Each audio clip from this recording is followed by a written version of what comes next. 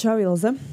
Čau. Tātad mēs esam situācijā, kad ir daudz viedokļu. Iespējams, es ceru, nevis iespējams, bet es ceru, ka liels pārmaiņas gaidāms Latvijas Ētnieku federācijā. Un skaidrs, ka mēs kā cilvēki, kas ir ļoti investēti šajā sportā un saistībā ar zirgiem, mums ir viedoklis un mēs nevaram nerunāt. Ja mums ir šāds podcasts, skaidrs, ka mēs nevaram nerunāt par to, kas šobrīd notiek visā šajā pārmaiņu procesā, kurš es esmu priecīga, ka ir sācies. Un jā, es esmu viena no pārmaiņu, es gribētu pat teikt, iniciatoriem vai viens no tiem cilvēkiem, kurš ir gatavs iet un teikt, jā, mēs nevaram šādi turpināt. Mēs gribam dzīvot savā sportā, savā valstī labāk, un mēs redzam, kā to izdarīt. Jā, mums tāda nopietna saruna. Man liekas, ka mēs arī briedām šai sarunai savā ziņā. Jā, tas nebija tāds vienkāršs. Tas, kas, skaidrs, mēs runājam par pārmaiņu komandu, kura ir izveidojusies un kura grib mainīt kaut ko patreizējā sistēmā. Es teiktu patreizējā mindsetā, ja es tā varu izteikties. Jā, varbūt tas būtu pat precīzāk nekā sistēma, ja tas sistēma būtu pārāk. Jo daļa jau no tās sistēmas strādā īstenībā. Strādā tieši tā, jā. Tas, ko arī, piemēram, Kristaps saka, ka tādās ikdienas lietās, viņam jau viss strādā, viņam nav baigā pamata sūdzēties startiem, viņu piesaka zirgus reģistrē, pases sakārto, zirgu starptautiskās pases. Tik tālu viss ir ok.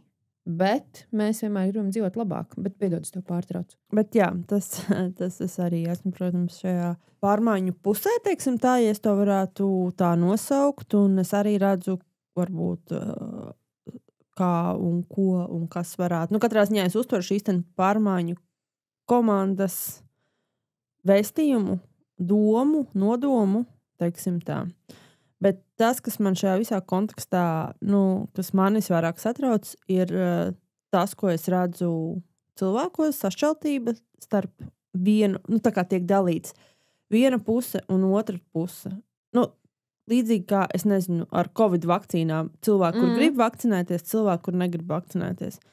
Sasodīts. Man ir vienalga, vai tu gribi vakcinēties vai negribi vakcinēties. Man ir savs uzskats, un es uzskatu tā, kā, respektīvi, es pieņemu tavu, ka tu to negribi darīt, nedari. Ok, fine. Bet respektē mani, jo es ticu šai vakcīnai, teiksim, ja mēs runājam par tādā salīdzinājumā. Bet tas, ko es tagad redzu, vieni karo pret otriem, par ko jūs karojat, jo nav par ko karot. Tā kā man ir mans viedoklis, un es redzu un atbalstu šo vairāk. Bet kāpēc ir jāpiedrāzā internets ar rupībām, vienkārši apsaukāšanos, Ilze, karikatūrām, kaut kādam vata? Zini kā, galvenais, ka tas, kas mani trigerēja, es tā varu izteikties, ir tas, ka mums pārmaiņu komandai tiek pārmests, ka mēs sašķeļam zirdzinieku sabiedrību, šo sabiedrību, kura visa tik ļoti mīl zirgus, un kurai visai taču vajadzētu strādāt tikai zirgu, bērnu un nākotnes vārdā. Bet, manuprāt, tā mana sajūta, bet, kā, es arī varu nebūt tīri super objektīvā, varbūt, ka es redzu kaut kādu sagrozītu pasauli.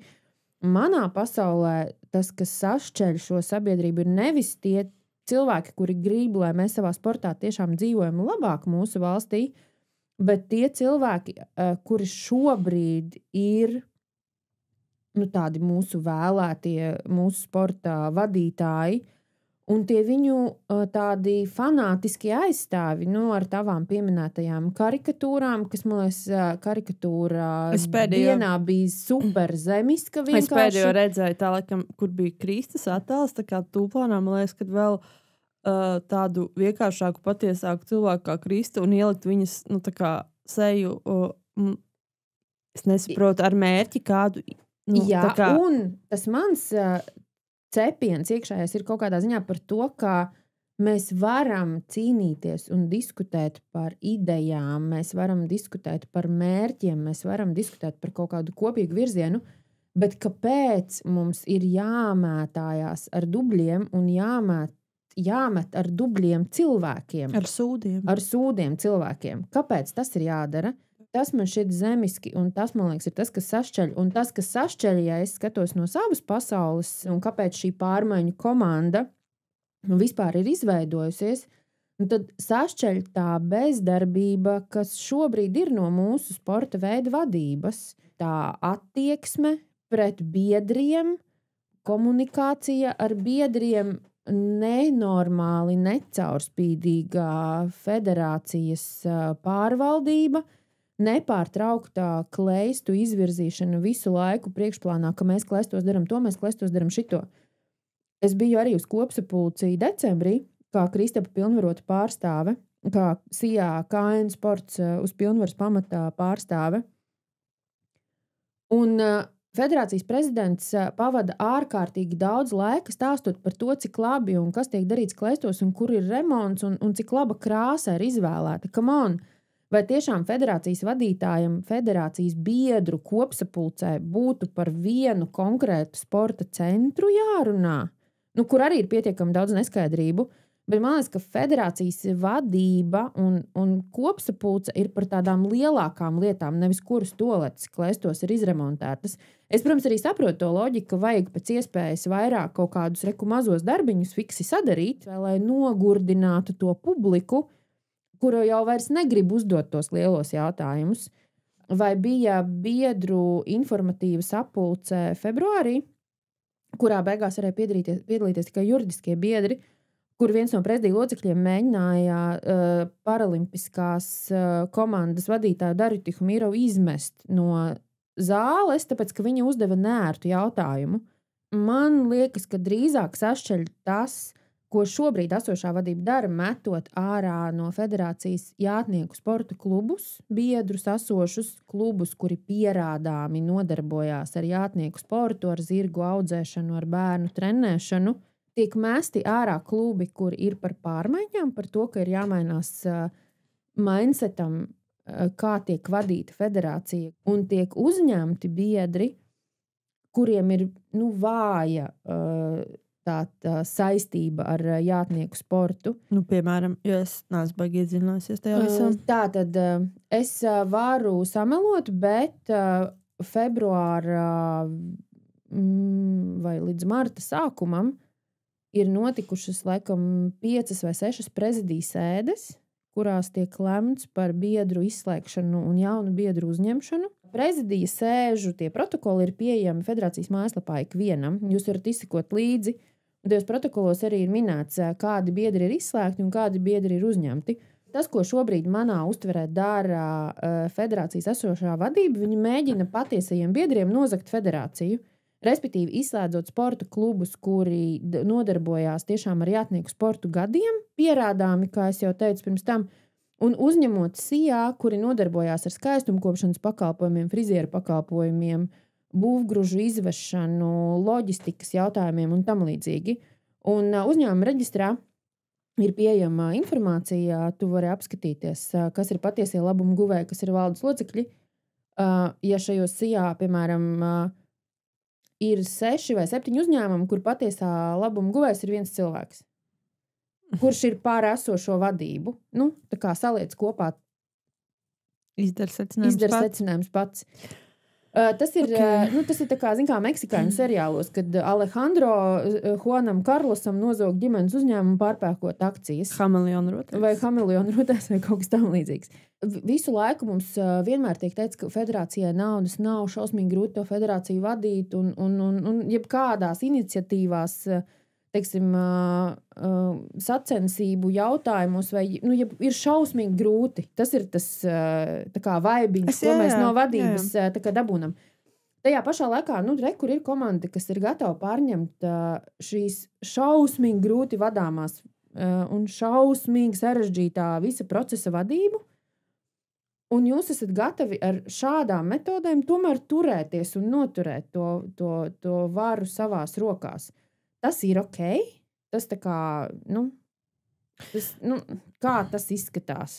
Jā, tur tas viss ir, protams, tāds, es pat nezinu, man liekas, ka man pat grūti par to visu runāt, tā pa lielam ir, bet, skaidrs, ka tas viss ir tāds ļoti... Man nav pāris lietas skaidrs. Viena tā lieta ir tas, kas man nepatīk, ir tas, ko es jau minēju, šī sašķeltība. Man liekas, ka nav jāprunā vai jāroku kādu tur informāciju vai vēl kaut kas. Izsakam viedoklis, tas ir normāli. Pateikt savu viedokli, es nezinu, tur vai ierosināt vai vēl kaut ko, bet nenomalnot. Tā kā man arī tā karikatūra ar Kristapu uz matrioškas. Es nevaru pateikt, ka arī cilvēki, kuri ir par pārmaiņām, neatbild uz šiem provokācijām. Uz provokācijām. Un tad nav jau tā, ka tagad tikai tie, kas ir vienā pusē vai otrā pusē, no abām pusēm ir kaut kādi cilvēki, kas neiztur kaut kādā brīdī. Jā, neiztur, teiksim, un aizstāv tad esošo un pārmaiņu un kaut kādu cilvēku atbalstītāju, teiksim, tā, ja. Jo, manuprāt, pat netik ļoti paši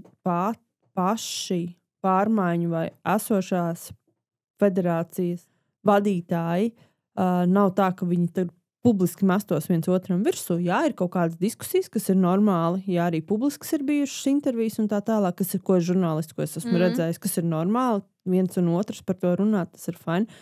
Bet tās drāzas, ja tā varētu teikt, ir, protams, no aizstāvjiem vairāk.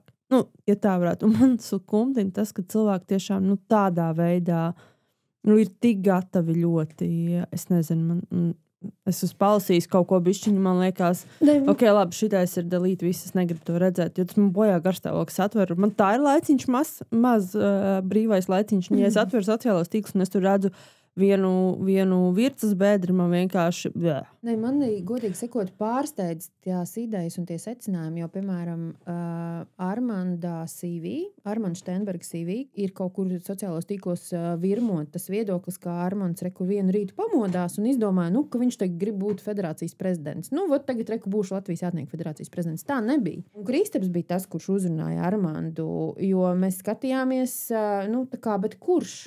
Kurš ies un kurš izturēs visu šo šļuru, kas šobrīd gāžās arī par Armandu un visādus tur personīgus apvainojumus un aizvainojumus, un kurš gatavs tam pretstāvēt. Un vienkārši šobrīd sakrīt tā, ka Armands, un kas ir tāds normāls process, Armands šobrīd likvidē vienu no uzņēmumiem, kur viņš ir bijis valdes loceklis, jo īpašnieki to ir izlēmuši pārdot. Un normālā biznesā tas ir absolūti normāli, ka kādu uzņēmumu pārdod, pievieno kādam citam, sadala 2 uzņēmumos un tā tālāk. Un tad ir cilvēki, kuri ir ieraudzījuši Armandu CV, kurā šī brīža ieņemamais amats ir likvidātors, un kuri kliedz, jā, šo es esmu dzirdējis, ka viņš likvidēs klēstus, likvidēs visu, nolīdzinās līdz ar zemi. Likvidēs klēstus, klēsti.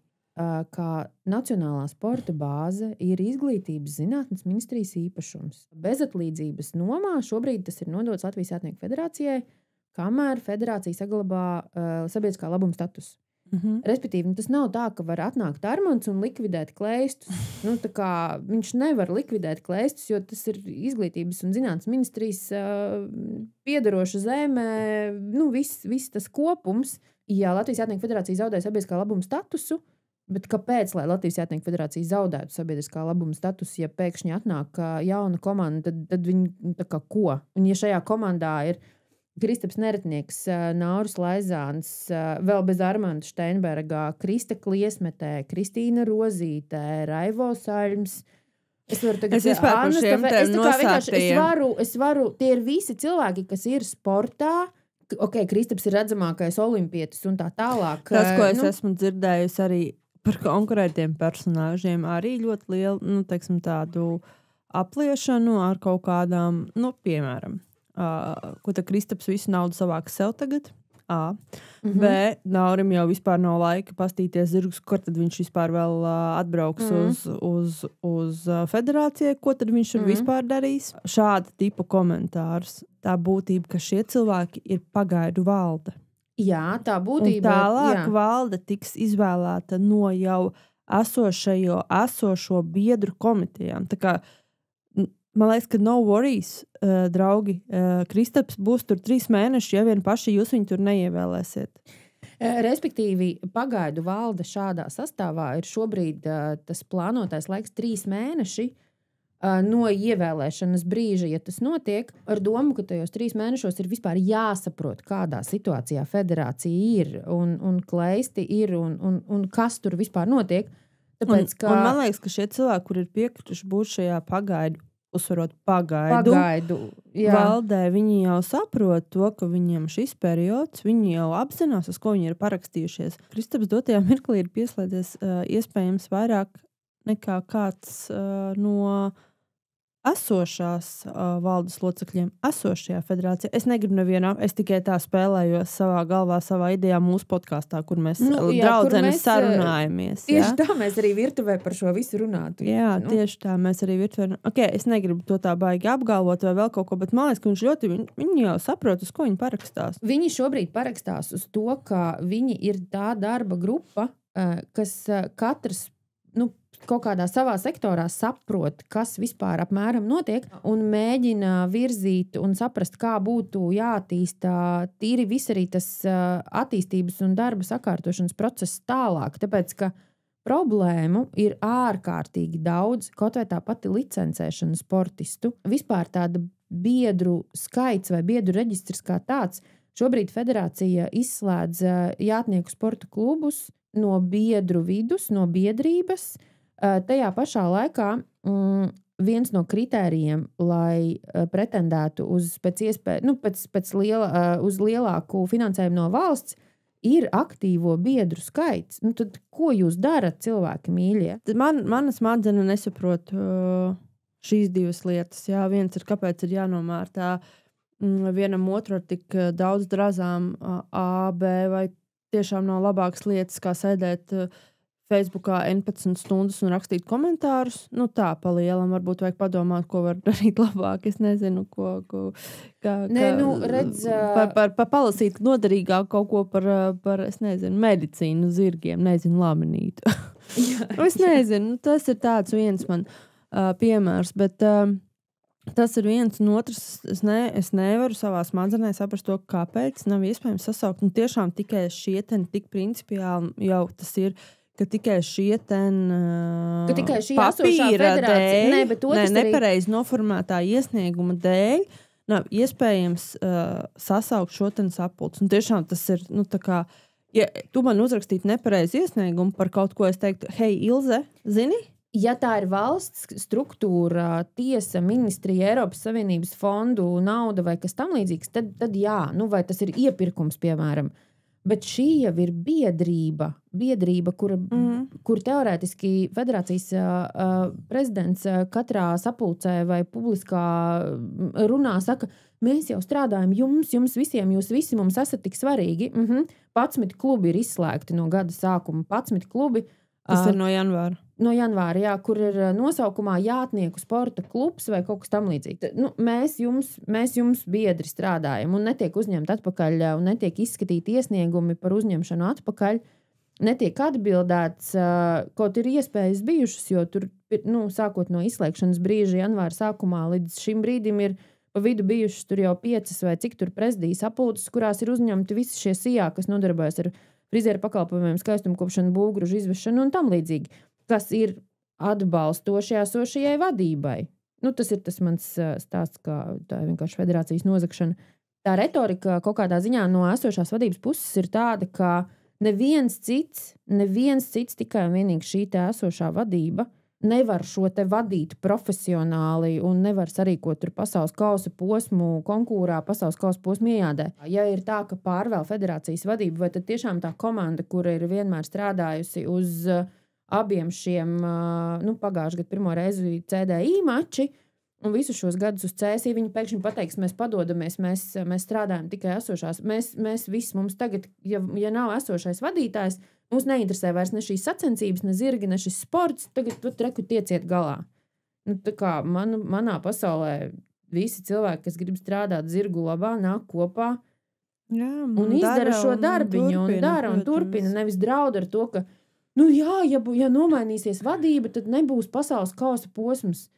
Mana tā pirmā reakcija ir tāda, un kas notiks, ja viņš nebūs?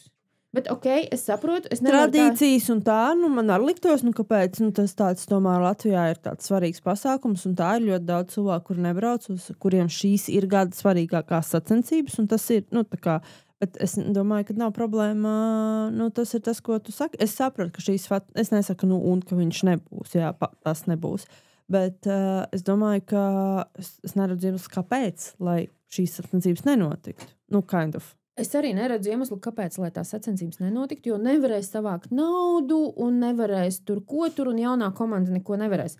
Bet nekur jau nav teikts, ka tās sacensības ir uzreiz pirmajā gadā jāorganizē jaunajai komandai. Labi, tā tad ir bišķiņa aprunāšana.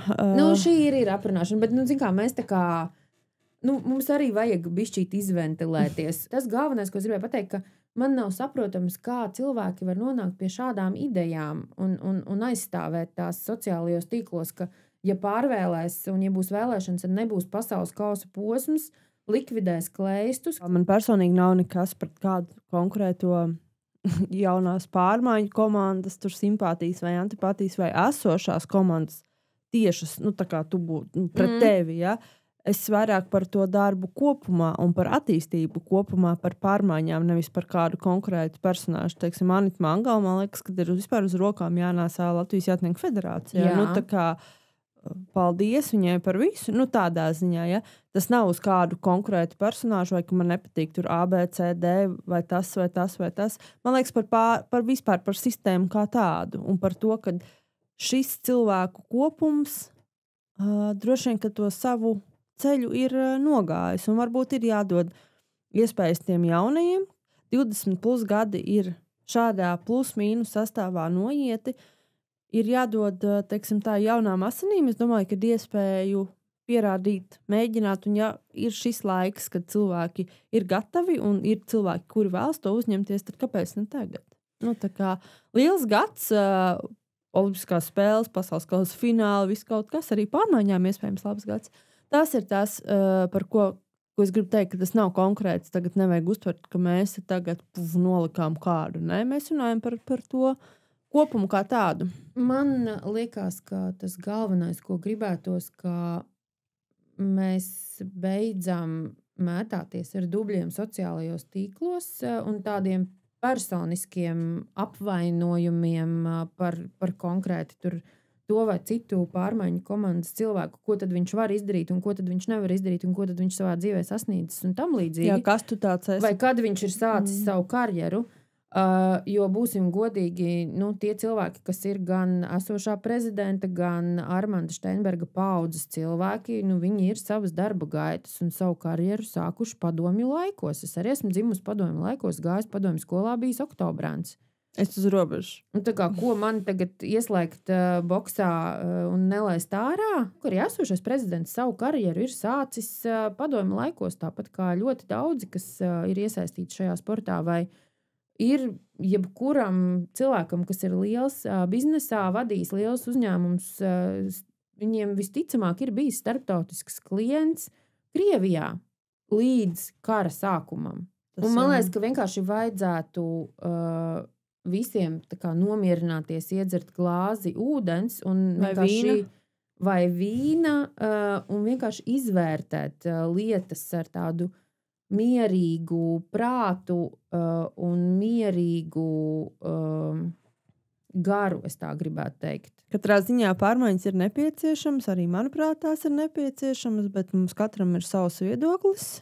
Es domāju, ka tieši tā kā tu saki, izvērtējam ar vēsu prātu. Galu galā jums beigās būs iespēja izvēlēties, un nevienam neko nepārmetīs, vai jūs balsojat par vienu vai par otru. Tā ir jūsu pārliecība, ko jūs redzat kā vadītāju, un dariet, kā saka jūsu pārliecība, bet esam pieklājīgi viens par otru. Mēs esam mazi, mēs visi zinām, mēs neesam Amerika, kur mēs nezinām viens otru. Mēs esam mazi cilvēki, un mēs pazīstam viens otru, un mums kopā ir jāstrādā. Mums kopā galu galā būs, pasākumā jāsēž pie viena galda. Tur jā, jau mēs tribīnēs jāsēž blakus. Un es domāju, ka nevajag mētāties ar nepatīkamiem komentāriem, aizvainojumiem, aizkarošu informāciju un tā tālāk.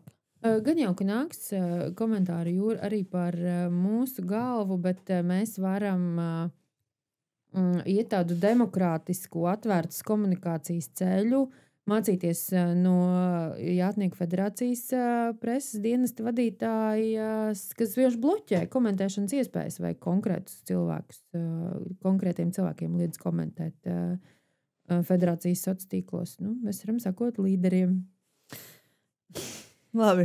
Nē, jā, tas tāds sarkasms vai ironija, vai es nezinu, kā lai to pasaka no manas puses, bet kopumā ir skaidrs, ka šis ir ārkārtīgi grūts laiks. Ir skaidrs, ka pārmaiņas šāda veida, līdzīgi kā vēlēšanās, teiksim, tādā valstiskā mērogā, nāk ar lielām grūtībām un lielāku vai mazāku pretestību, bet man ir ļoti liels prieks, ka šis process ir sācies. Un tas ir sācies, un tas nav apturams šobrīd vairāk. Un labā ziņa ir tāda, ka caur šīm pārmaiņām mēs iepazīstam aizvien vairāk un vairāk cilvēku, kas ir bērnu vecāki pārsvarā. Jo pārsvarā, jā, tiešām visas iepazīšanās sākās, man meita jāja. Jā, un pārsvarā tas ir man meita jāja, nevis man dēls jāja.